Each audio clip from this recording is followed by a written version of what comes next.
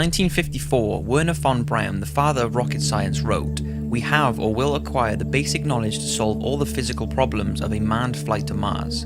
And if all goes to plan, that very thing will be happening in the coming years." Earlier this month, NASA went farther into space with a spacecraft made to carry humans than it has in more than 40 years. The unmanned Orion capsule went 3,600 miles above the Earth before splashing down in the Pacific after a 4.5-hour journey. Why was the cash-strapped NASA expending so much money on this? Well, it is an important step on the mission to Mars, a planet that the space agency hopes to put a human on in the 2030s. As part of an upcoming special called Moonshots, I had the chance to sit down with the head of NASA to talk about the Mars mission and why he thinks it's so important to him personally and to the world. I'll tell you more about the special in a moment, but first, NASA Administrator Charles Bolden. So tell me what the day of the Orion flight was like for NASA. The day of the Orion flight was awesome. It's an awfully overused word, but it was absolutely incredible. When we all saw the Delta IV Heavy liftoff, rumbling with fire all around it, it was emotional. And it usually launches are emotional, but it was an incredible day. And that was, with today's technology, cameras on board Orion, looking out the windows as astronauts will be able to do when they fly in early 2020. You could see Earth from the vantage point of an astronaut sitting in the crew. It was just incredible. Some of the reports said that there were people tearing up. I'm an emotional kind of person. I think anybody who knows what's going on and who doesn't tear up in this kind of stuff probably is just, they're pretty hard. What's the single hardest thing about getting to Mars? Convincing people that it's worth it is the single most difficult thing. And I'm giving it to you from my perspective as the NASA administrator living and working in Washington, D.C. I know it's worth it. Every one of the 17,000 plus employees of NASA knows it's worth it. And most of our contractors know it's worth it. But convincing the American taxpayer, the administration, the Congress, that it's really worth this and that there is a benefit to be gained is probably the single much more difficult than the technological challenges out there. Do you wish, though, that there was a much more ambitious funding pattern for... Now, see, you're going to get me in trouble. Yes, I'm the NASA administrator. I always wish for much, much more. Here are 5 things we need to know about the proposed Mars 1 mission to the Red Planet. The plan. So, for those who aren't familiar with the mission, it's being run by Mars 1, a Netherlands-based company who by 2025 want to have a permanent human colony on Mars. The company was established by Dutch entrepreneur Bas Lansdorp in 2011. Dutch company Mars 1 is seeking volunteers to take a one-way trip to live on the Red Planet, knowing that they will not have the capability to return home. CEO Bas Lansdorp said the mission is an opportunity to change the world, but it's not without risk. Space missions always include risk, and this mission will not be different. When you send humans to Mars, there will be risks. But we will select the people, and we will tell those people the risks. They will understand the risks, and they will have to weigh the risks. A one-way ticket to Mars. It sounds like science fiction, but it just became reality. Mars 1 is accepting applications from interplanetary pioneers. You must be willing to go further than any human has ever been to live on another world. The criteria: you need to be adaptable, resilient, resourceful, and a team player.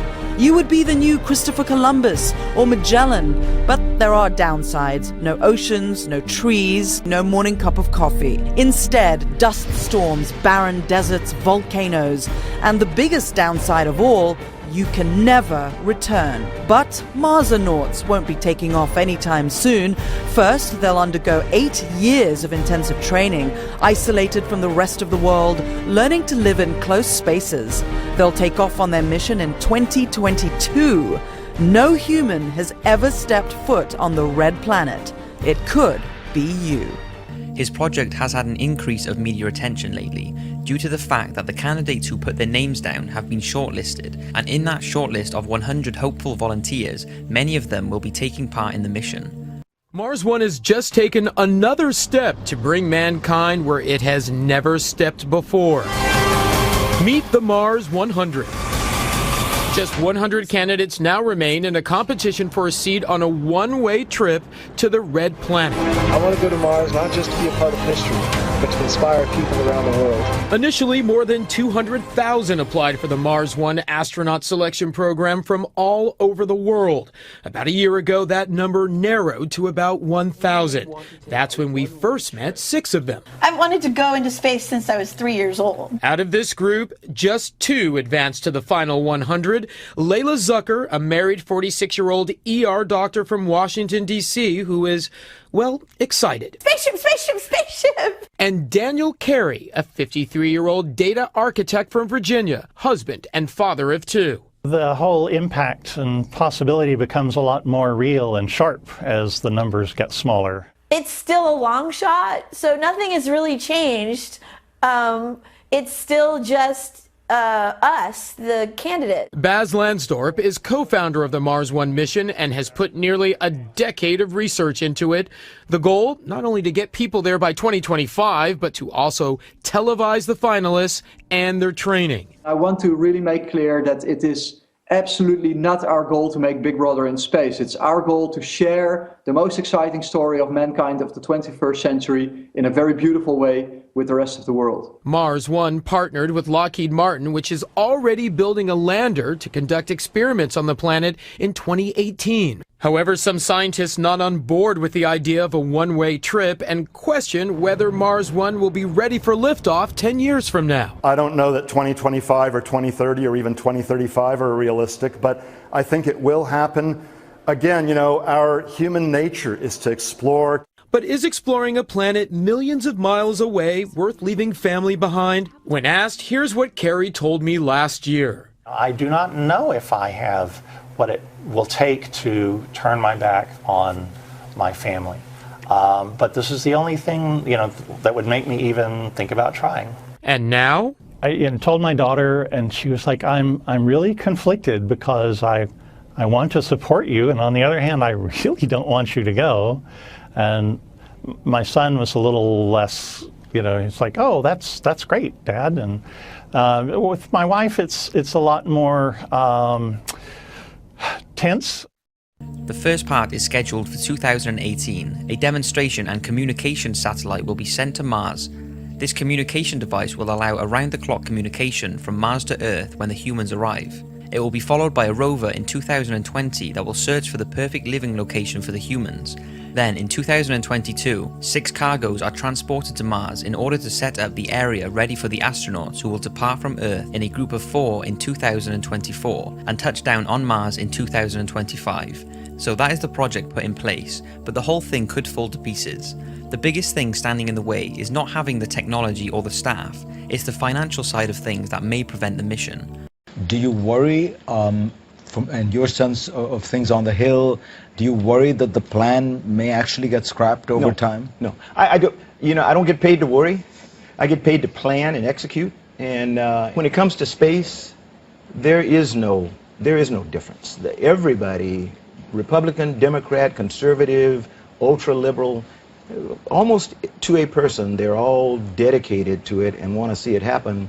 It's just that in our environment today, because of this incredible tension that we have between the president and everyone else, that they just don't want it to see, they don't want to see it happen on his watch. It's going to happen. It is going to happen. I don't care what anybody says. And when it happens, and we look back, you know, President Obama sitting in his rocking chair like I'll be doing, he'll be able to say, hey, I don't care who gets the credit, I just know. I was the one who had the courage to tell NASA to get out of low Earth orbit and let industry do that, and to press on to Mars and to asteroids, and I'm a happy camper. He will be able to do that when he's sitting in his rocking chair with his grandkids on his knee. Well, thank you. Mars One currently don't have enough money to do the things they want to, despite Bas Lansdorp using a substantial percentage of his wealth for the mission. It will cost around $6 billion. The reason it will not be more is that they will be using existing technology that has the capabilities for Mars travel. So if the funds come together from donations and possibly other major companies taking part, then Mars One want to successfully put humans on the Red Planet by 2025. So who will be going? The The amount of people who put their names down for the trip was astonishing. More than 200,000 applicants applied to be taken to the next stage of Mars One's astronaut selection process. What if the condition of flying into space meant that you could never return to Earth? Apparently 200,000 of you would be just fine with that. That's how many people applied to be part of Mars One. This is the one-way, I'm talking no return trip here, to go colonize the red planet. Round one applicants were announced, just over 1,000 in the running, and joining me is my next guest, Heidi Beamer, credentials amazing, first lieutenant and chemical officer stationed at Fort Campbell in Kentucky, chemistry and astronomy graduate of Virginia Military Institute, selected for NASA's space exploration internship. Heidi, I need to take a breath after giving your whole resume. Welcome, nice to have you on. Thank you, Brooke, nice to have you. So, this is like you're leaving for Mars, never coming back, never seeing those you love. I mean, I know this has been a dream of yours since the 3rd grade. You even spent 2 weeks with NASA in the Utah desert living and working in spacesuits. But come on, I mean, is there a teeny tiny piece of you that's a little afraid? I mean, once you have an opportunity to live your dream, all that fear goes away. I mean, this is something I've been working for my entire life, and given that opportunity to actually accomplish it, I'm nothing but excited to move forward in the process. And the application process, rounds of psychological testing, medical testing, all kinds of stuff I'm sure you can't even share with me. I mean, tell me, the obvious question is, why do you want to go? Well, as you mentioned before, when I was 8 years old, my dad gave me a newspaper article of the Sojourner rover. And ever since I was a kid, I held on to that newspaper article and I looked at it and I said, we need to send humans here. Why not be me? And so I've spent my entire life just trying to be the best applicant and be the best candidate.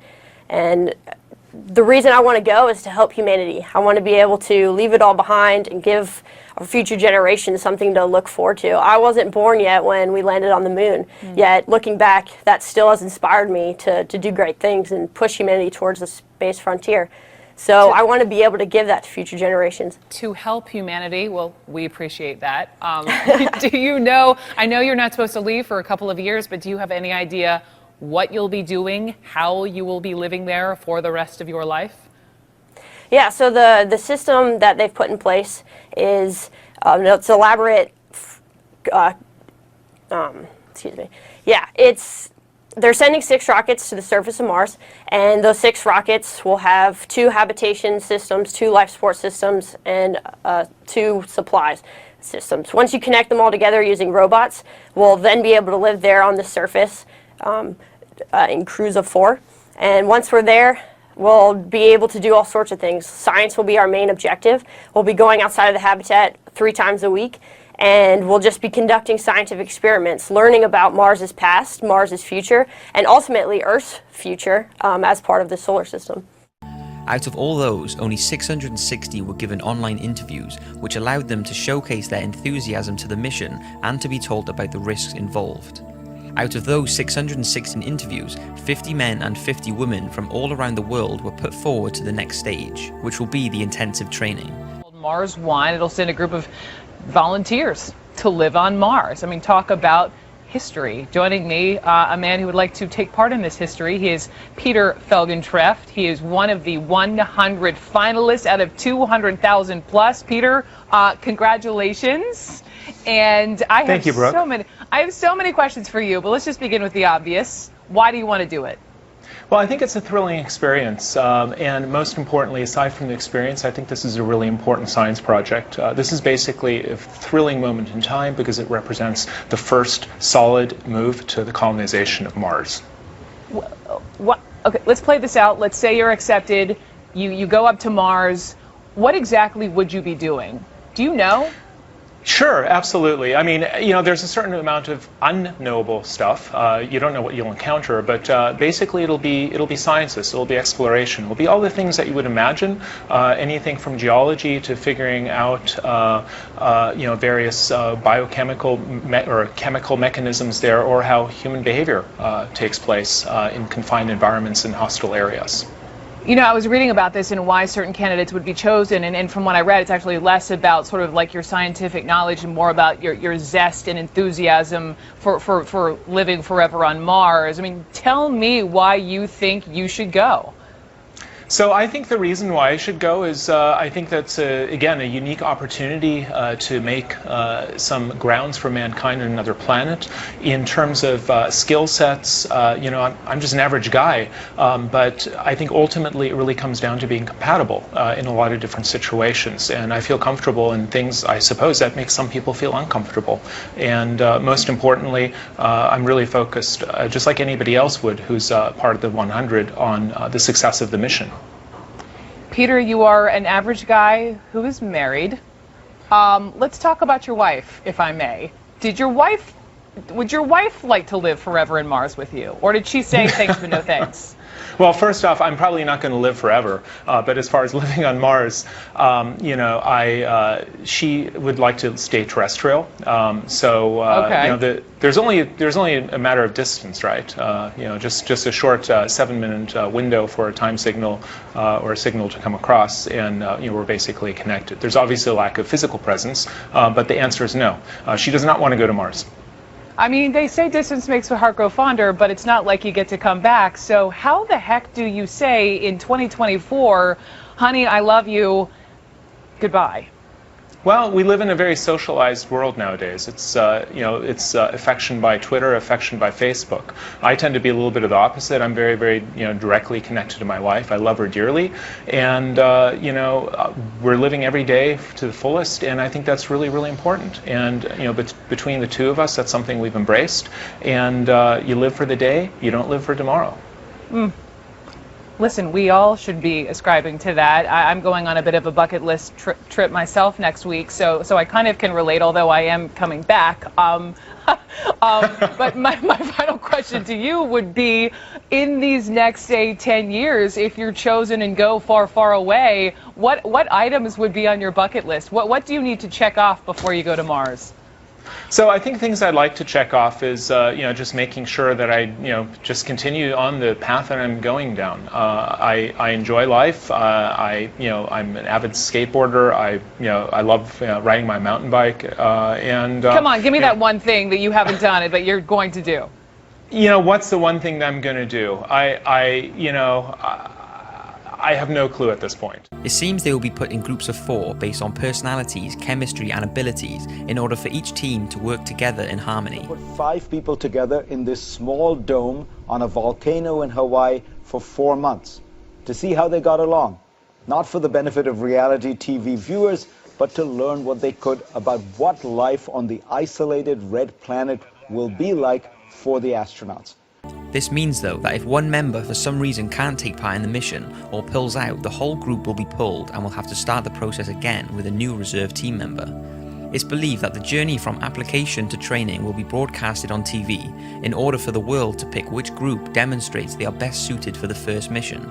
Now, there was first talk of a reality-style show being made, which led many comparing it to programs like Big Brother.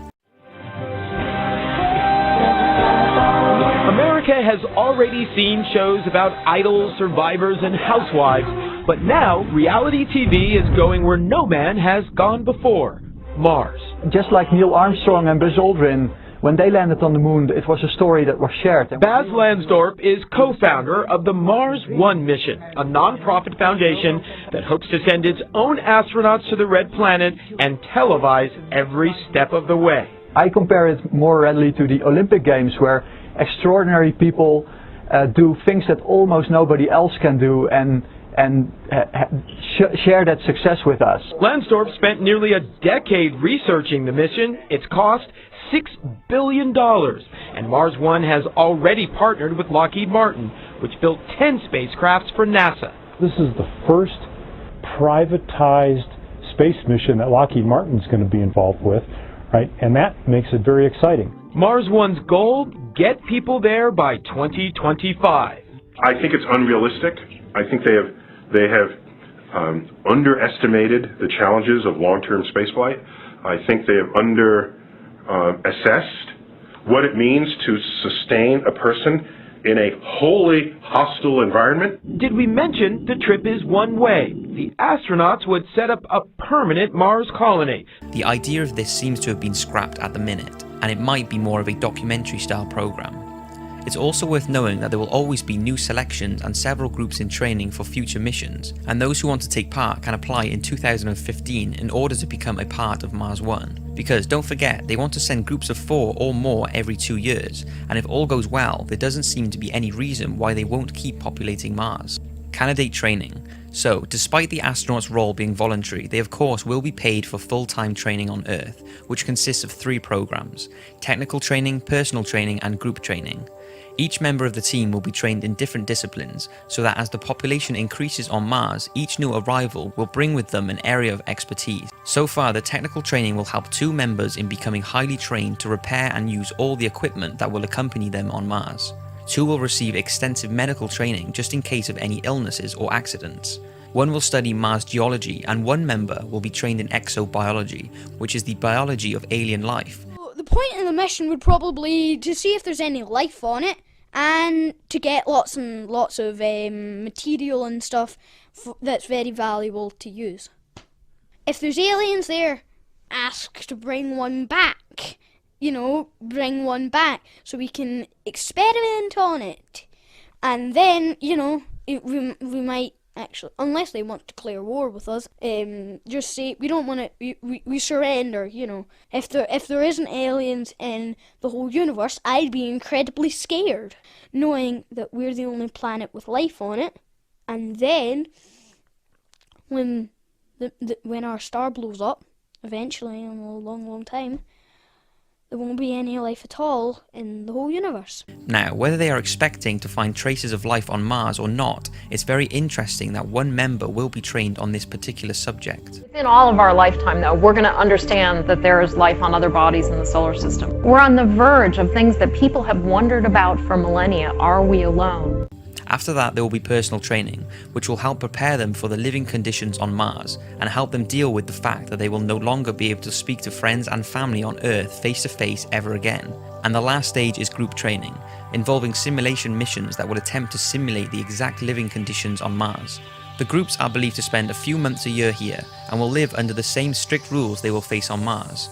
Applying correct personal equipment, keeping water supplies and life support machines up and running, growing their own food, and having a 20-minute delay with all communication from outside the training area are all things the astronauts need to be able to deal with if they are going to end up on Mars.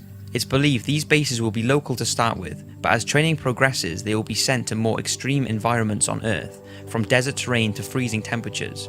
Scientists have ended 8 long months in a simulator on the side of an inactive volcano in Hawaii. They're all part of a NASA experiment called the High Seas Project. It's designed to see how well a small group of people can work together as a team while isolated from the outside world. I would not do well. I don't think you would survive, no. They've been living inside 8 this minutes. dome.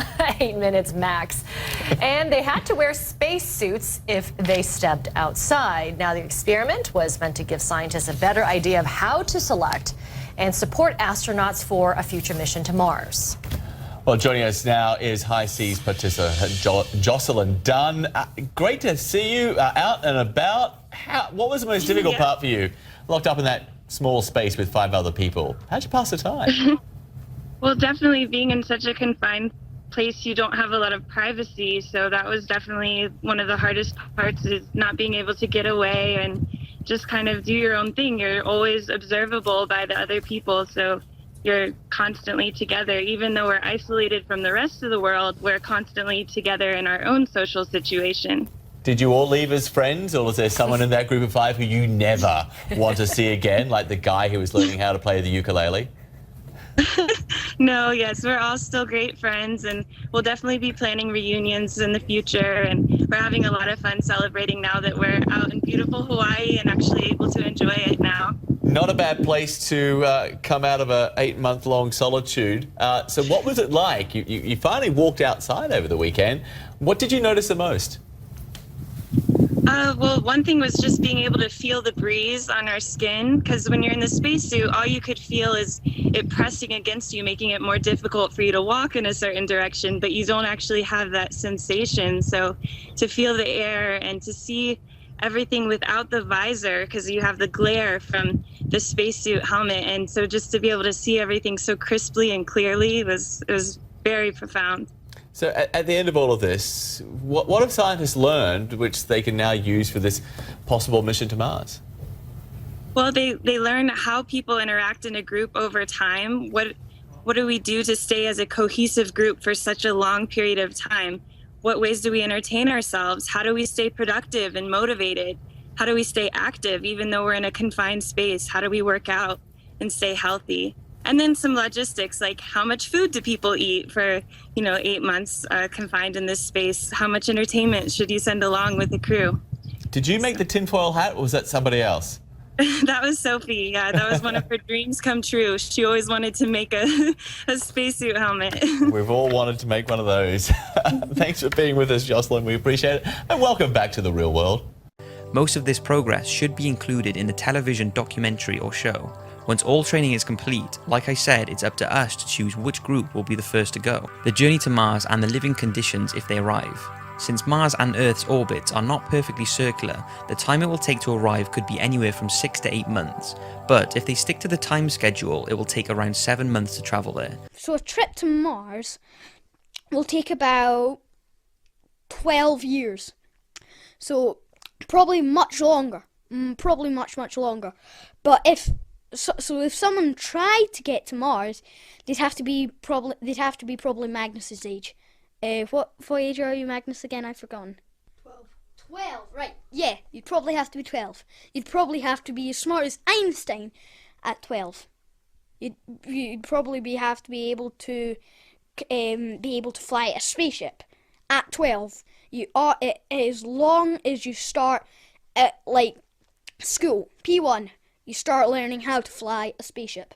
The 4 astronauts will travel in the Mars 1 spacecraft, which has less than 20 meters squared of living space per person.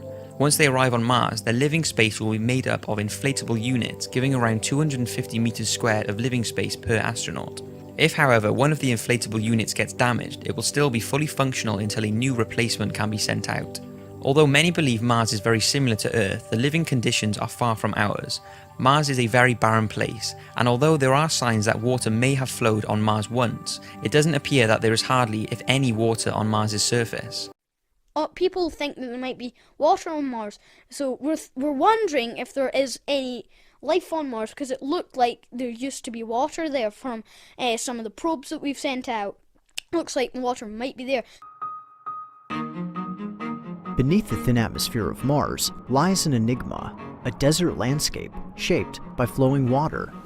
In the distant past, Mars must have had a warmer, wetter climate, but scientists wonder just how wet was ancient Mars.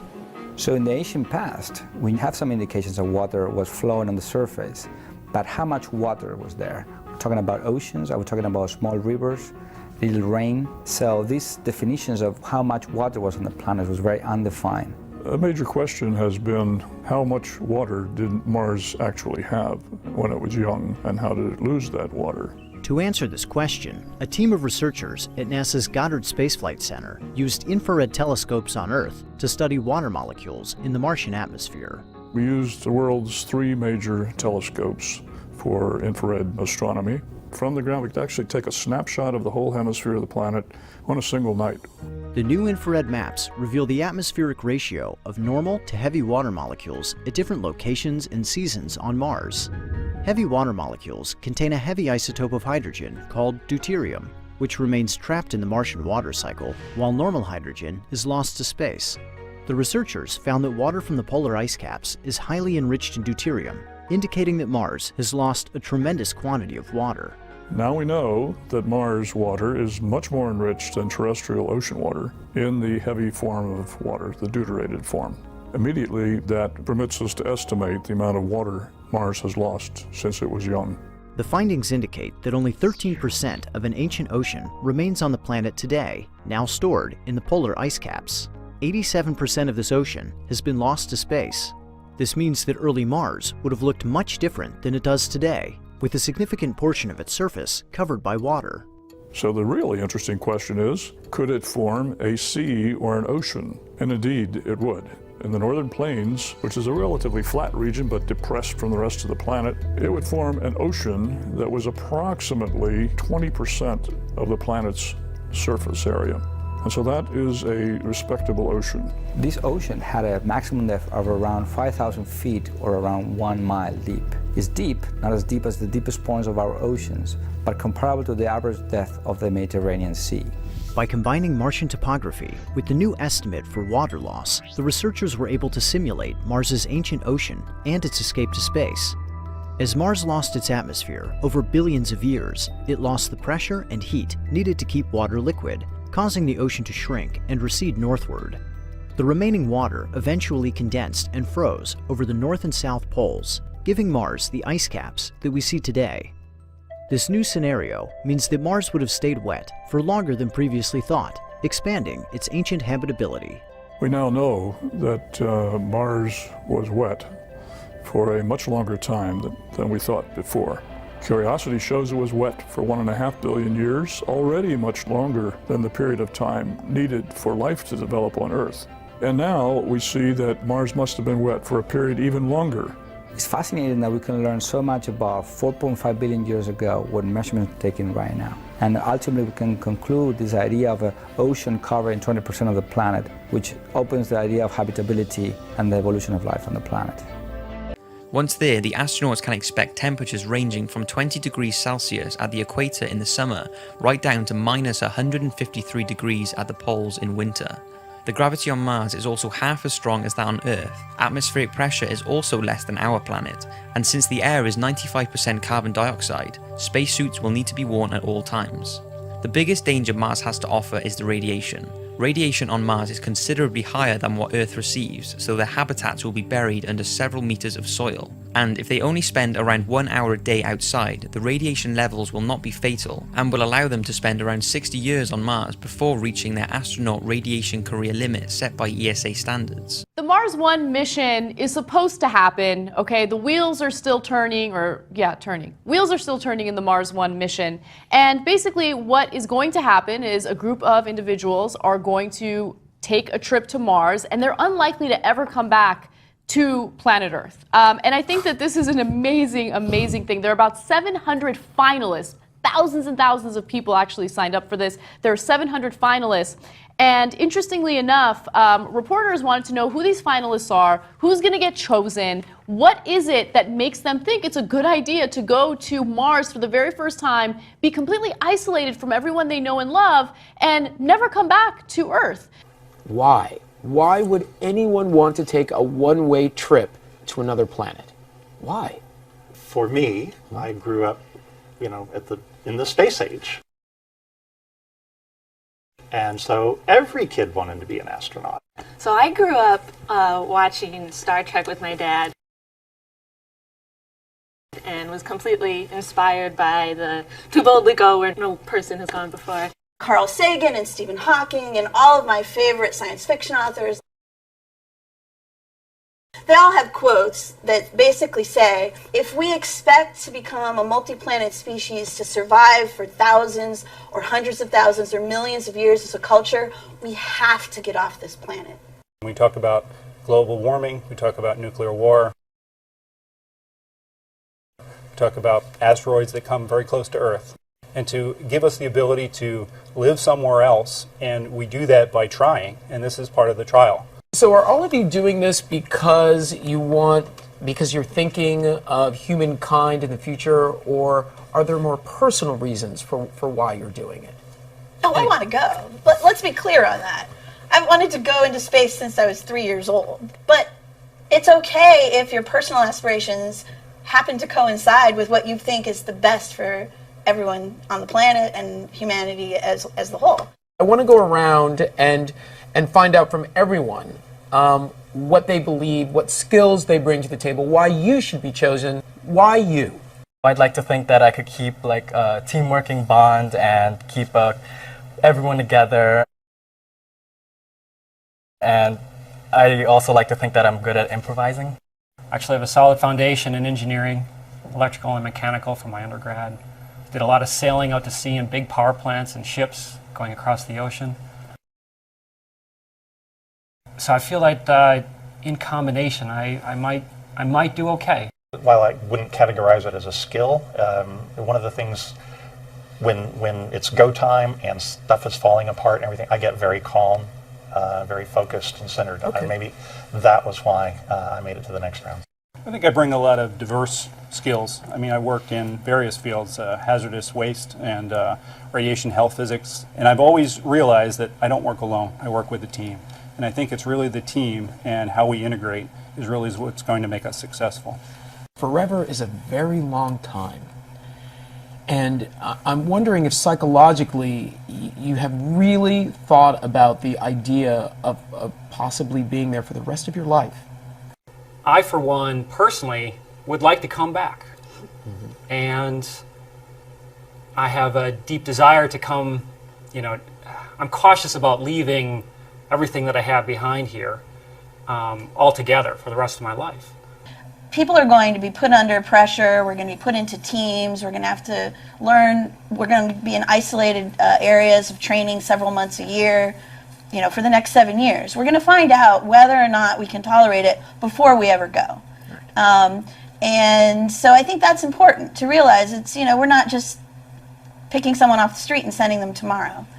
As for the fact that it's a one-way trip, I feel like, I could die today getting hit by a car, or I could do something amazing with my life.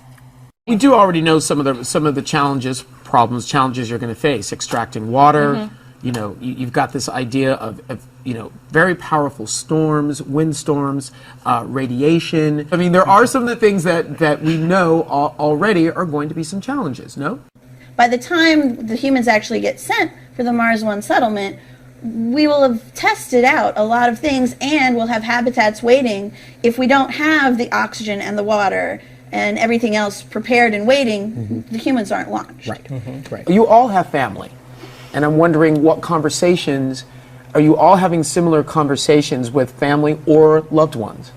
I see this not so much as turning my back on something or leaving things behind, but looking forward to something else.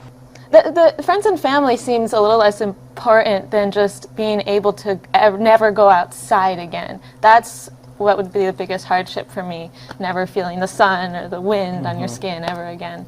I'm torn. I do not know if I have what it will take to turn my back on my family. But this is the only thing, that would make me even think about trying. They believe, what skills they bring to the table, why you should be chosen, why you?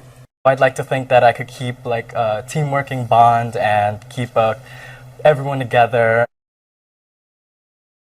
And I also like to think that I'm good at improvising. Actually, I have a solid foundation in engineering, electrical and mechanical from my undergrad. Did a lot of sailing out to sea in big power plants and ships going across the ocean.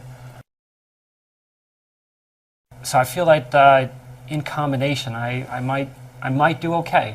While I wouldn't categorize it as a skill, one of the things when it's go time and stuff is falling apart and everything, I get very calm, very focused and centered. Maybe that was why I made it to the next round. I think I bring a lot of diverse skills. I worked in various fields, hazardous waste and radiation health physics, and I've always realized that I don't work alone. I work with a team. And I think it's really the team and how we integrate is really what's going to make us successful. Forever is a very long time.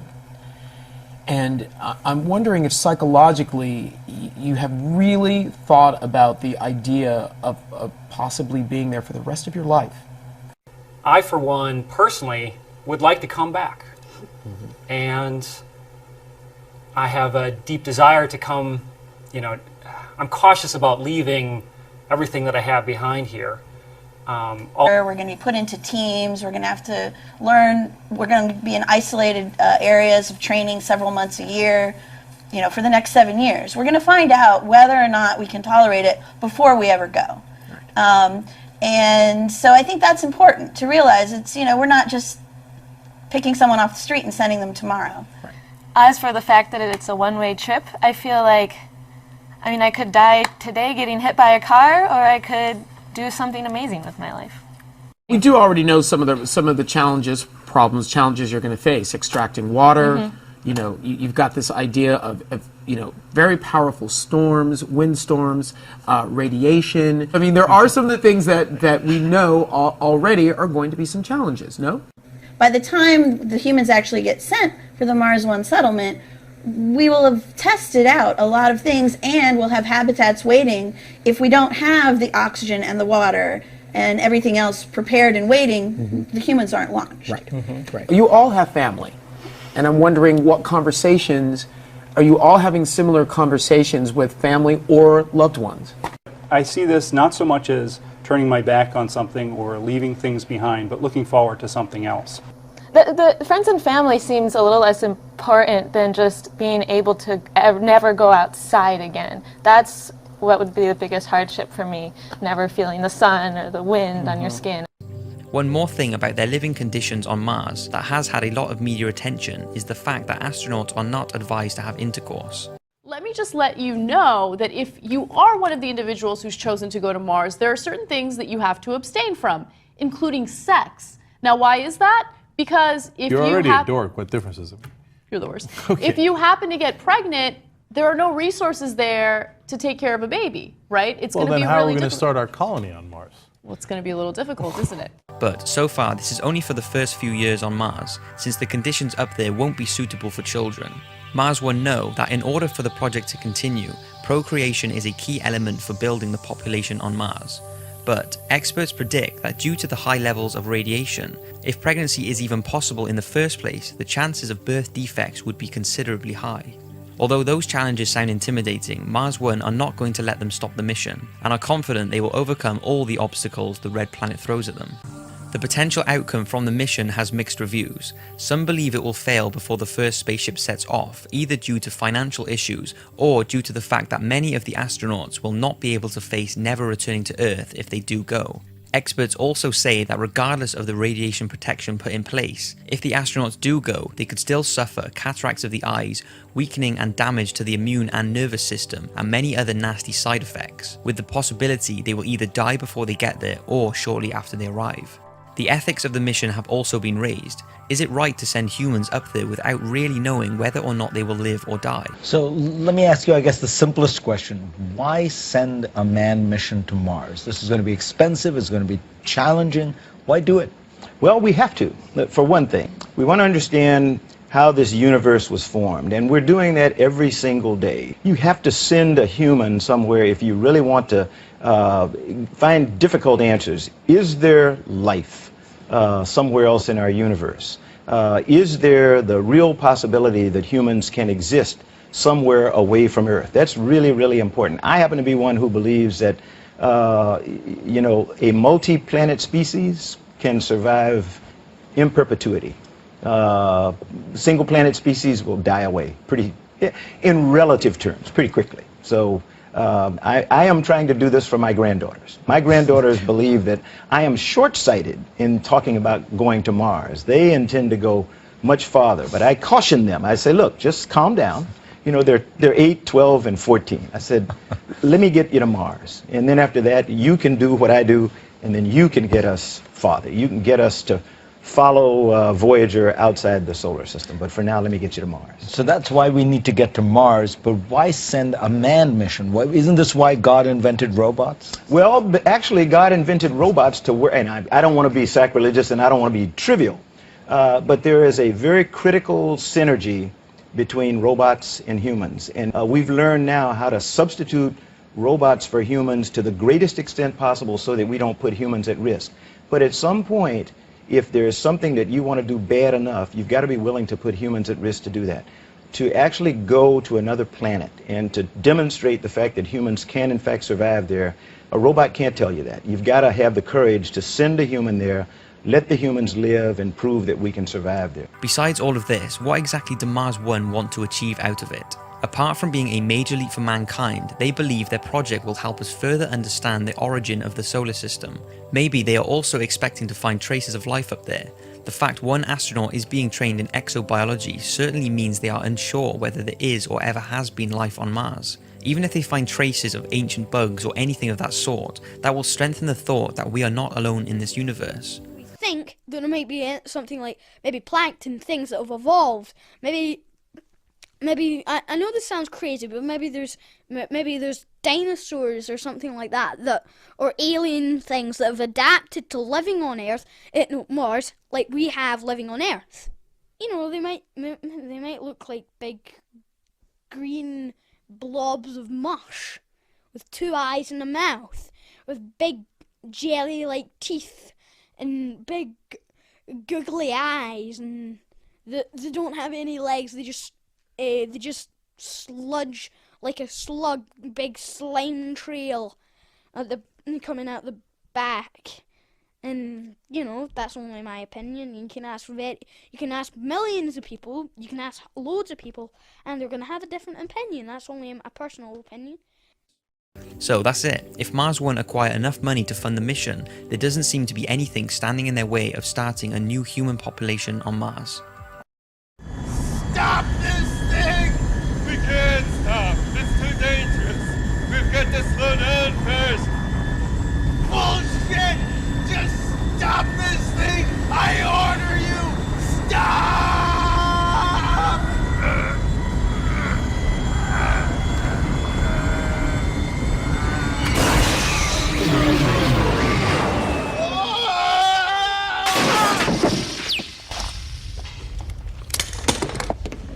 Here, let me help you, sir.